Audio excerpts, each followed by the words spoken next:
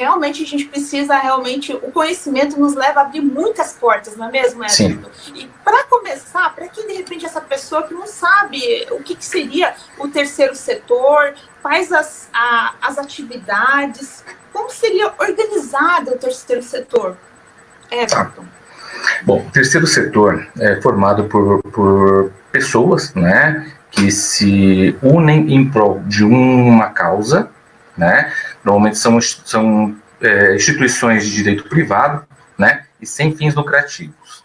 Bom, esse grupo de pessoas tem que, essa causa, né, teria que ter um interesse social, né, que possam trabalhar com causas humanitárias, com a inclusão social, com serviços filantrópicos, serviços de cidadania, né, esse é o critério base da formação de uma instituição do terceiro setor.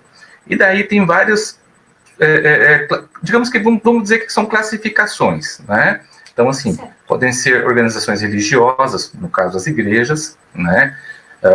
Cooperativas de economia solidária, associações, né, em geral, como a associação de moradores, profissionais, entre outras pessoas que se unem para ajudar uma comunidade, por exemplo, né, sem ser associação de moradores, né, e também tem a questão das fundações, né, lembrando que a questão das associações e fundações, elas têm que ter um segmento, né, específico. Por que eu falo específico?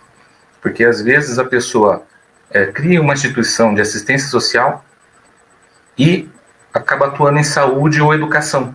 Nada impede, mas na hora de comprovar, na hora de fazer todas aquelas certificações, aí nós temos que, às vezes, mexer no estatuto, né, trabalhar um pouquinho na questão da organização contábil e financeira, né, dessas instituições. Então, por exemplo, só para complementar, então, por exemplo, se ela vai trabalhar com crianças, idosos, ou, por exemplo, uma associação que vai fazer o trabalho, assim, diretamente com as crianças e adolescentes. Então, tem que estar especificado na finalidade para isso. Exato. Por exemplo, olha, nós vamos trabalhar com um sistema de contraturno para crianças e adolescentes. Então, você está linkando a assistência social com a educação, né? Então, pode ter a dupla certificação, mas mais à frente daí tem que especificar bem o que é cada coisa, né? Se vai ser educação ou assistência. E é normalmente nesse tipo de coisa que às vezes o pessoal trava e não dá continuidade. Perfeito. Justamente porque falta esse conhecimento, né? As pessoas misturam, por exemplo, os assuntos. Um exemplo, assim, desculpe, né? Meio fora, por exemplo, vai fazer esse trabalho com criança, adolescente, depois também vai fazer um trabalho com idosos, por exemplo. Idosos, por exemplo, é uma outra faixa etária. Exato. Trabalho, exato. Né? E assim, por que eu estou falando isso? Porque hoje, cada segmento, por exemplo, de assistência social, existem normativas que tem que se seguir. A educação também tem normativas, como a saúde também tem normativas. Então, são vários aspectos que têm que ser observados, senão pode dar problema. Né? Sim. Tem que ter toda uma cautela, né? Uma cautela e um justo. Exato. Então, só para vocês terem uma ideia, dentro dessa formação ali, né? As instituições, as antigas ONGs, como o pessoal chamava, né, hoje não mais, como as organizações de sociedade civil, né, pode ser classificada como organização de sociedade civil, como OS, mas normalmente OS, quem cria é o poder público, né, porque ele cofinancia essa instituição, né. Tem as UCIPs também, que tem o mesmo papel das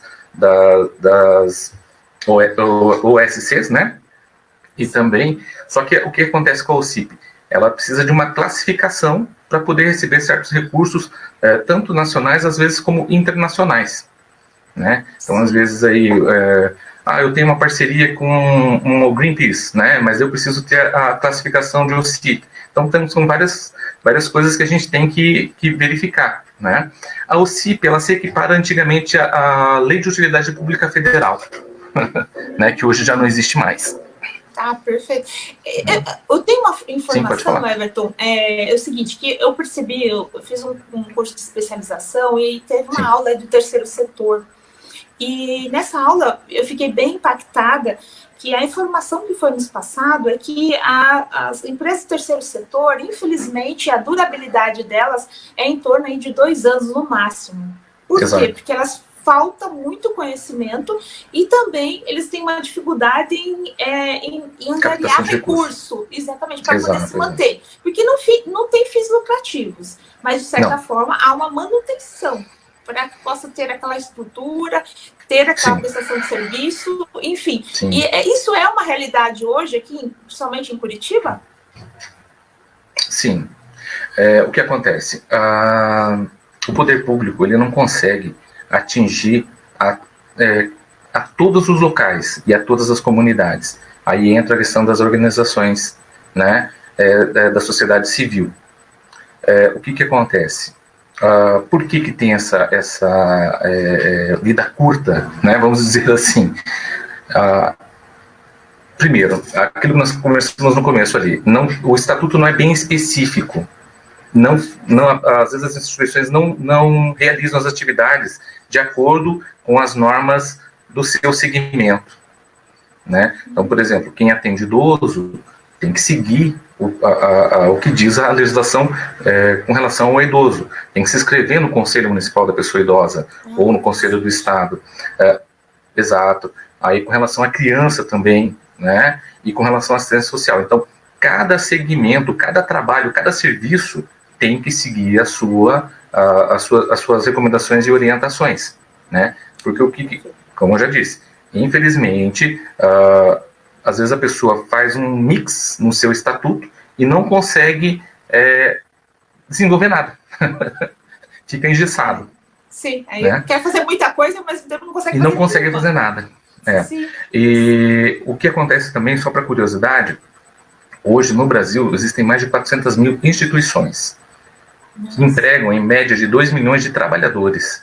Então é bem forte, né? E tende a crescer muito, né? Essas instituições do terceiro setor, mas tem que crescer de forma sustentável. Não adianta o pessoal montar uma associação esperando que o poder público abra as portas de recursos, porque isso não funciona, não é bem assim, né? O terceiro setor é um dos setores mais fiscalizados, todos, por conselho. Às vezes na Constituição do Estatuto tem lá o Conselho de Administração, o Conselho Fiscal, aí tem a Prefeitura que fiscaliza, tem o Estado que fiscaliza, tem a Federação que fiscaliza, tem o Ministério Público que fiscaliza, então assim, é muito fiscal, né? Além da comunidade, porque a comunidade também fiscaliza o bom andamento da instituição.